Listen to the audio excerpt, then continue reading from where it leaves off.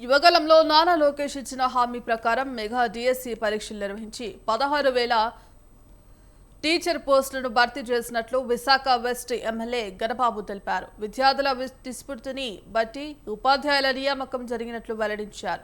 గత వైసీపీ ప్రభుత్వ హయాంలో టీచర్లు లేకుండా స్కూల్స్ నడిపించారని ఆరోపించారు. ఆయన ఎన్నో ఏళ్లగా ఒక దగా డిఎస్సి అని పేరిట ప్రజలను మోసం చేయడమే కాకుండా అసలు విద్యా వ్యవస్థని సర్వనాశనం చేసినటువంటి గత పాలకుడు ఒక ప్రభుత్వ టీచర్ల పైన కత్తి కట్టి ఆల్మోస్ట్ 1,69,642 మంది ఉపాధ్యాయులపైన కక్ష సాధించడమే కాకుండా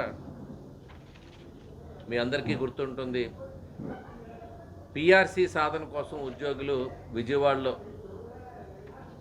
ఆ బీఆర్టీఎస్ రోడ్డుని ముట్టడికి ప్రయత్నిస్తే వాళ్ళ మీద ఎంత అమానుషంగా లాఠీ చార్జ్ నిర్వహించారనేటువంటిది ఒకసారి గుర్తు చేస్తున్నాం.